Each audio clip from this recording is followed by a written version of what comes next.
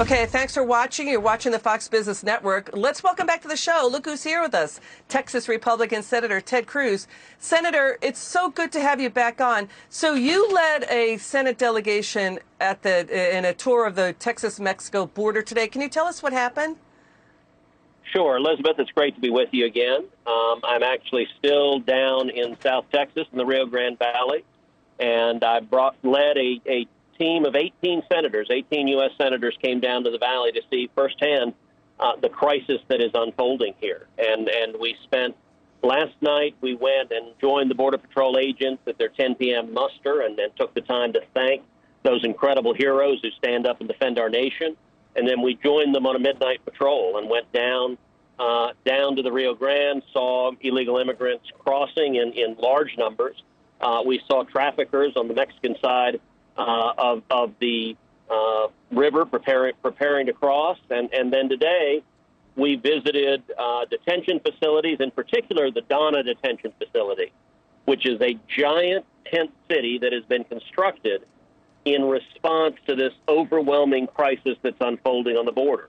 And the capacity in the Donna facility with COVID restrictions is 250 people.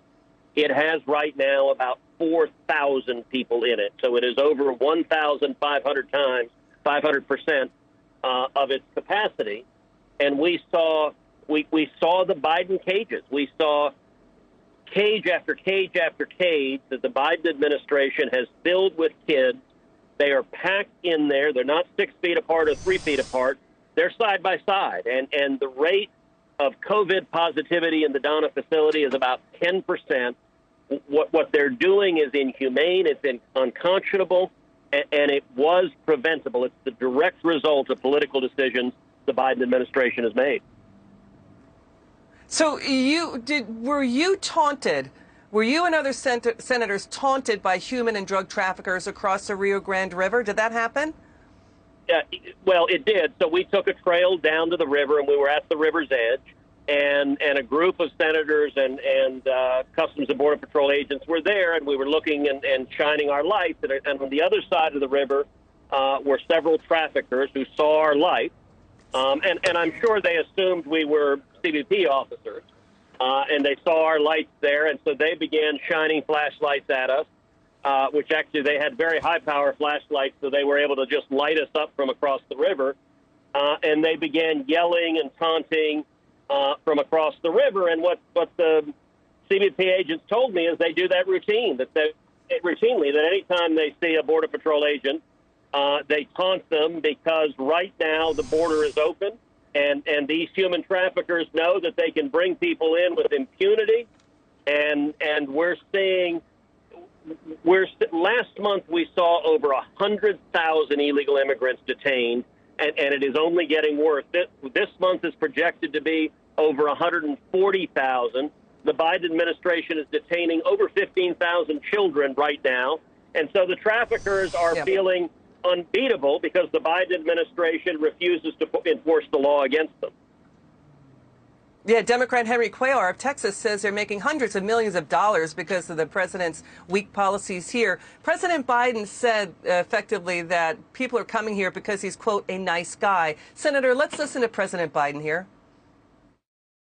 I guess I should be flattered. People are coming because I'm the nice guy. That's the reason why it's happening. That I'm a decent man, or however it's phrased. That, that's why they're coming, because Biden's a good guy. Truth of the matter is, nothing has changed.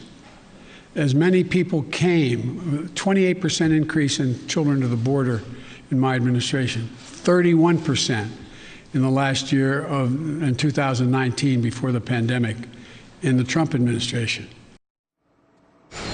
Okay, so he says people are coming here because he's a nice guy. By the way, we are now surpassing 2019 levels by about a third in terms of border apprehensions. Your response to the president here? Yeah, what President Biden just said there is ludicrous. So a lot has changed. And the week President Biden was sworn in, he made 3 very consequential decisions. Number one, he announced that all construction of the border wall was immediately halted. I've just toured several portions of the wall that are partially constructed, and they literally halted midway with rebar sticking up and it's rusting now in the open air because they ordered everything to halt instantaneously. Number two, President Biden ordered the administration to return to the failed catch and release policy. So now when illegal immigrants are detained, they're released, they're given a court date sometime in the future, and everyone knows that very few of them are ever going to show up ever again. And number three, and this is probably the most consequential, is they ended the Remain in Mexico agreement with Mexico. And this is, in 2019, President Trump negotiated really an historic agreement with the nation of Mexico, where the government of Mexico agreed that with illegal immigrants who were crossing from Central America through Mexico and crossing illegally through Mexico, that those immigrants would remain in Mexico while their asylum cases proceeded in the United States. And that agreement resulted in a dramatic reduction in illegal immigration, so much so that last year we had the lowest rates of illegal immigration in 45 years. What did Joe Biden do when he came in? On day one, he ripped that international agreement to shreds, and as a result of his policy change, his announcement was essentially, come to America, the border's open, and I'll tell you, the traffickers heard him, and they are coming. It's still, there is no President Biden visiting the border. Former President Donald Trump might visit the border. His aide, Jason Miller, says no trip is imminent. There have yet to be any House Democrat hearings on the border crisis. There were at least 10 under President Trump. The Democrats even sent staffers to the border. Under the Trump administration. The CEO of Gallup, Senator, is saying 42 million people south of the border want to come here. We're tracking the asylum cases. Less than 1% had legitimate claims during the Remain in Mexico policy under Trump. So, all of this is going on while there's still this weird media blackout at the border. 20 House Republicans sent a letter to Biden to say, stop the media blackout. So, but then at the same time, we have the media fawning over President Biden for his performance at his presser, where he had cheat sheets and talking points yesterday. Let's listen to the media here. Watch. News arguably was in his opening statement, quite a contrast to the previous president who always wanted to be the center of attention. There is a sense of humanity that he is talking about here, saying this is who we are. This is the America that we are. We're not going to turn these kids away. Yeah, he did not turn back when asked about being a good guy, the decency of this presidency and the American people. He said he embraces. We weren't talking about, and that was his response to the pandemic. And that's because the entire time he's been in office, he has been messaging. There wasn't a single question on it, which tells you what other thing. There's clearly not any negative questions to ask. COVID's going well right now for him. All right, COVID's going well right now. I mean, so, we keep hearing from border authorities, Senator, that this is a humanitarian crisis because women and children are getting attacked along the way as they try to cross illegally. We've seen unmarked gravestones of people being buried near the border because they didn't make it, because they were killed along the way. This is a humanitarian crisis. The media not yet picking up on that angle. Your reaction to that? Well, you're right. The media is refusing to do their job. That press conference was ludicrous in that you had reporters just throwing softballs at President Biden, and he read scripted